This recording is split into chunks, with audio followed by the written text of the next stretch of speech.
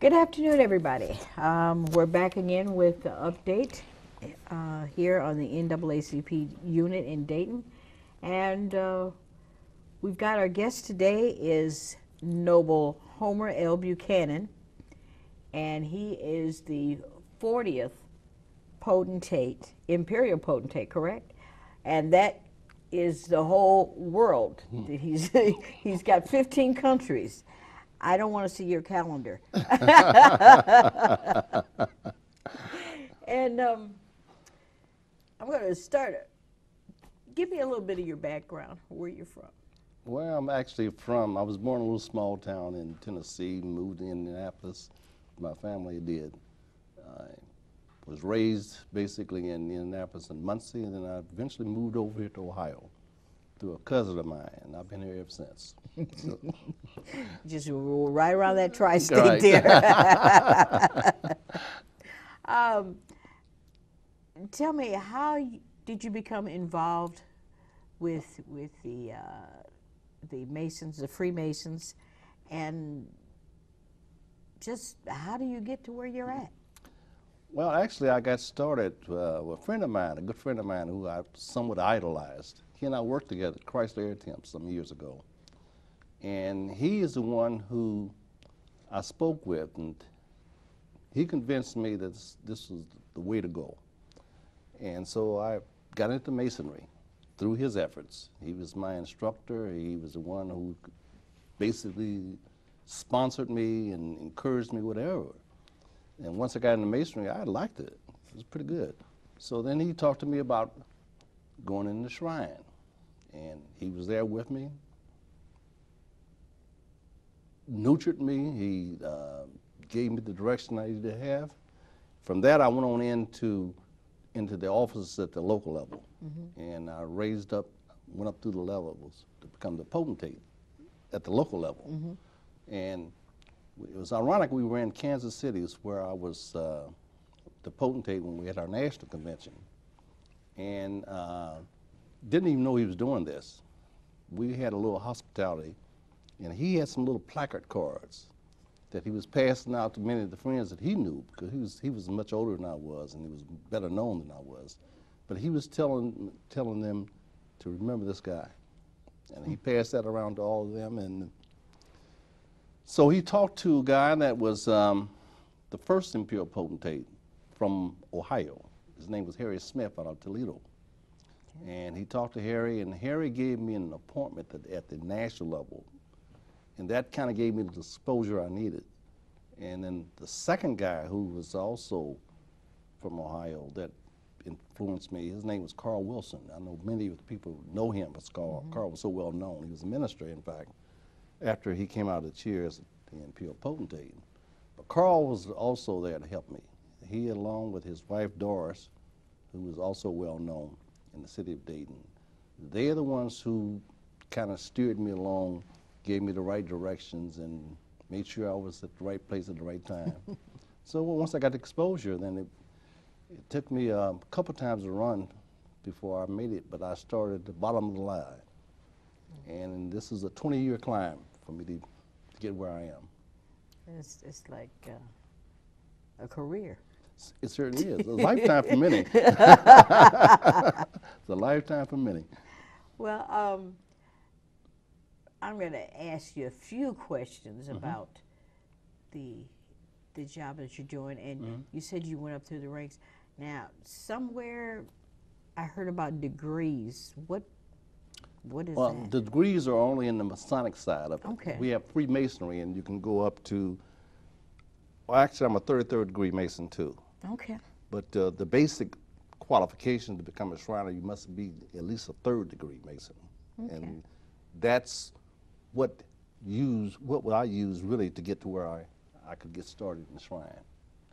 But again, the 33rd degrees that I have is based upon some things that I've done in another house. And that also is all political in some sense. But it helps when you've got a 33rd degree behind your name, so people tend to listen to you when you talk, when that happens. I'd say it sounds like E.F. Hutton. Well, we'll listen. I know the Masons have been involved in their history with the churches, and I know a lot of times when I see things going around in the community, I see the Masons are there. What is the mission of the Masons? Well, actually, the Masons, it's a charitable organization much like the Shrine, but it's more of a lower profile because you don't really see a lot of the Masons at the national level, such as Shrine. But just to give you some history, the guy who started our organization, Prince Hall, he was a Methodist minister. And he's the one he along with 14 others, were the ones who went to George Washington to try to volunteer to fight in the Revolutionary War. And of course, George Washington turned him down with the nature of the country at that time. But he was able to go to the Irish Regiment. And they're the ones who initiated him and made him a Mason. And from there is where he started Masonry. Irish, huh? Yeah, Irish Regiment, right. I'd be darned. Yes. Well, hey, kids, listen to that. That's history. You won't get that in your schoolwork. What are the plans, or what do you envision for, say, the next year of what your organization is going to be involved in here in Dayton? I'm glad you asked, because what we have, I wanted, first of all, to separate the vision that a lot of people have between the ancient Egyptian Arabic order, known as the Big Shrine, and the ancient Arabic order. Now, the ancient Arabic orders, they are also known as Shriners International. We're just known as Prince Hall Masons. Now, our vision is, we've done a couple of things. Well, in fact, 3. What we done was, one of our past Imperial potentates, the 38th, in fact, his name is Oliver Washington, lives in Alabama. He saw the impact of diabetes, especially within the African American culture. And so he was able to go to the membership and convince them that this was a project that we need to look at.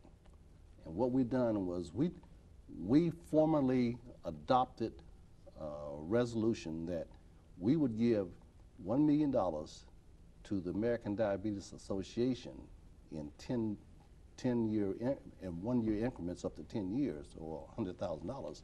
And what it's done, our purpose is in the research. Our goal is to eliminate diabetes. So that's one of the things that we're looking at. That's sort of our trademark. Like McDonald's had the golden arches. This is our brand, the diabetes program. From that, we have also a Prince Hall Shriners Diabetes Foundation. That's the 501(c) arm of our organization that allows us to go to corporate America to be able to secure funding to help assist us in trying to fight this disease. It's said through the research side of it. So we're not just putting money in it to create better medicine for it. We're trying to eliminate it through our research part of it. The other thing we do, we have what we call the SAMS program, and that stands for Shriners as Mentors. And what it is, a lot of our members, some of them are teachers or educators or whatever. What they'll do, they'll go to schools and they will take young men and they will culture them, nurture them, and whatever else has to be done to assist these young kids, not only in the educational side of it, helping them with their books, their homeworks, or whatever, but also to give them that male figure that may be missing in their life, and also trying to give some direction on what they need to do to better themselves, prepare themselves to face the world the way it is now. Third thing we do, we have what we call a student aid program. And what that is, we used to have it set up so that every year we'd give out scholarships for young kids to go to college. Mm-hmm. And we changed that. We now call that educational grants. And what that means is that we will now, instead of concentrating strictly on scholarships, some young men may want to go into trade, like a barber. Right. He maybe want a mechanic or whatever. So we give those as educational grants to them to assist them in getting themselves prepared for today's society. So those are three issues that we really concentrate on. In fact, not too many people are even aware of this or even know of this, but we have also the female side of our organization called the Daughter of ISIS. Mm-hmm. And that's headed by an Imperial commanderess. She just happened to be from Brooklyn, New York right now. And they're adopting this SAMS program. Now, I think they changed it to say daughters as mentors or whatever, but they're doing the same thing. They're trying to teach these young girls that some of the perils in having kids out of wedlock, etc. And also the same thing about trying to teach them to prepare themselves for society through the education or just correct living in their life.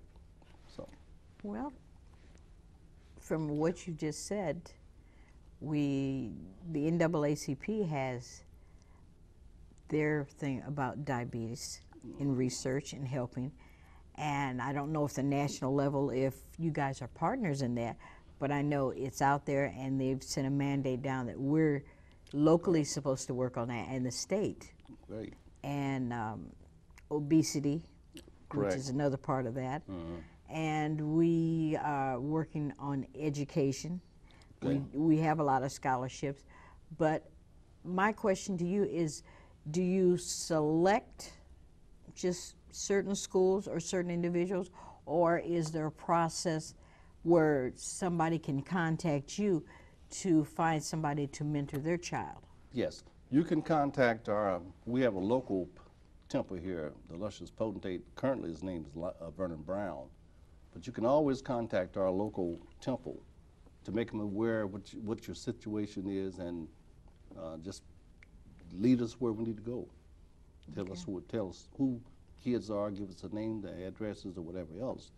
And we will make sure we make the contacts to get that done. In fact, I found it was so interesting because one of my past local leaders was telling me how much he enjoyed it. One of them was a retired school teacher, and he pretty much said the same thing. He enjoyed doing that. That's great.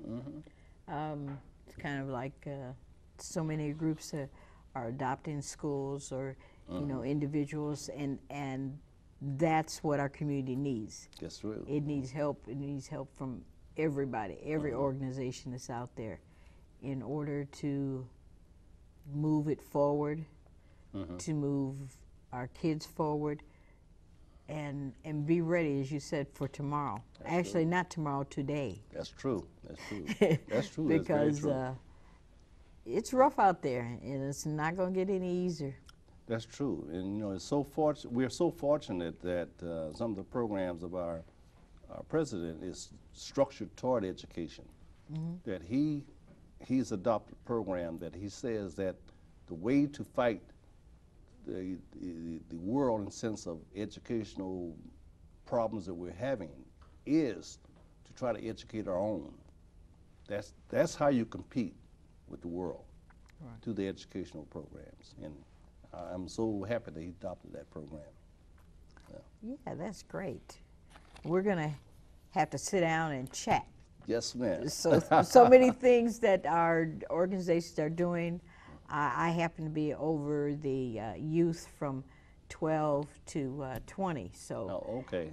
So then the president's wife, Mrs. Jean Ford, she has the 1 through, no, she's 1 through 12, and I'm 13. Okay, you're going up in higher education. Right, Okay. right. So That's great. it's, you know, it's so great to see that groups are focusing on our young folks. It is, and I'm so happy that a lot of our groups are partnering toward the same goals, because we have the same interests. Right. And you know, our organization, this is our 120th year. We started in 1893, and the NAACP has done so much in America. And it was something that was kind of ironic when Derek and I were talking.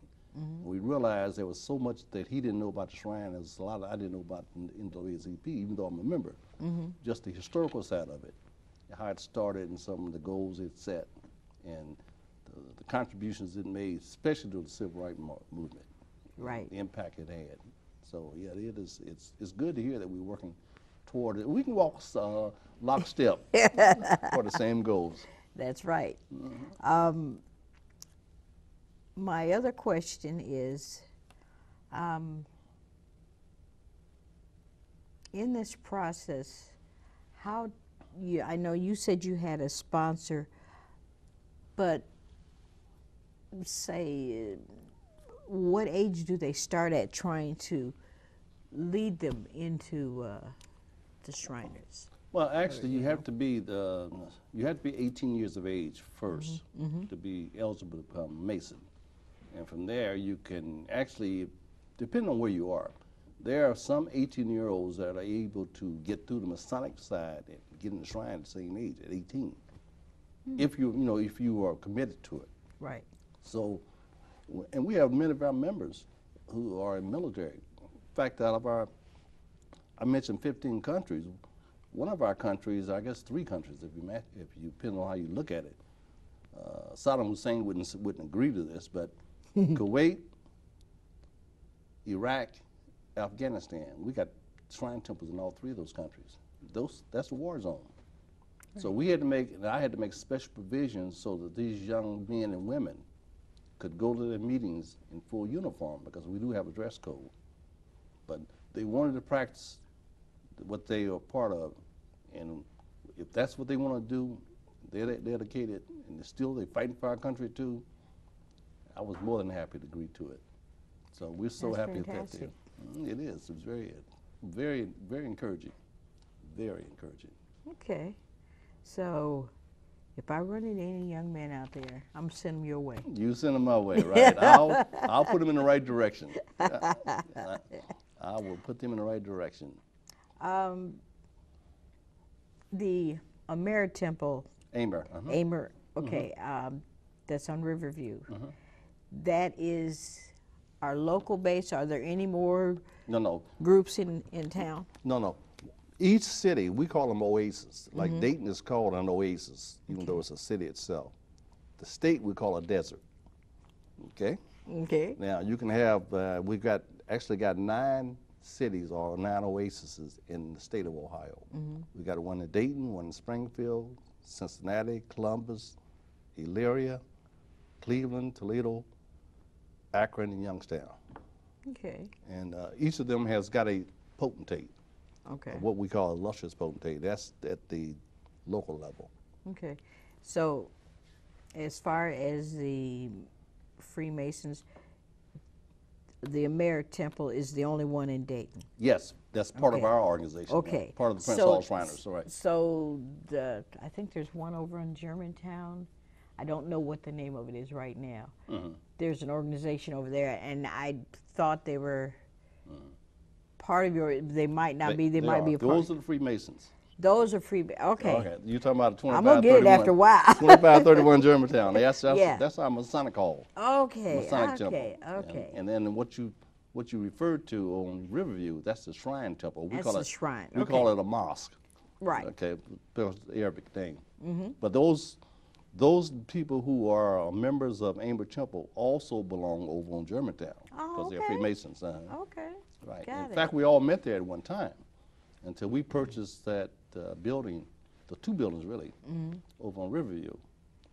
And your organization has the funny cars. Those in the parade, I remember Oh seeing yes, those. the mini cars. Yeah. The mini cars. Yes, that is. And you need to come to one of our national conventions. It's so different because you'll see many temples. They got for little small cars.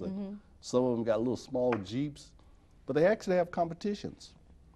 Well, I've seen them, do So, their well, thing, and I'm saying like, nah, I don't trust that. And of course, we have our motorcycles too. Right. And we even now have a bicycle unit. Oh, really? Bicycle unit, yes. And they compete. So in our parades, you can see a little bit of everything. And when they say there's nothing like a Shriners Parade because the length of it, the size of our parades. And we go to our national convention. See, to many of our members, that's a family vacation. That's why our numbers are so large, and it's so attractive to these cities to get us because of the length of time we stay and the number of people we bring. And I said, we don't go to McDonald's, okay? Okay. And I have nothing against the McDonald's franchise, but our people generally will eat in a hotel. And the impact they have financially to these cities is overwhelming. So when are you coming back to Dayton? Well, Dayton doesn't have the size. I wish it could. In fact, I'm having they're giving me a testimonial in April, but I have to have it in Sharonville because Dayton is not large enough in numbers to hold my banquet.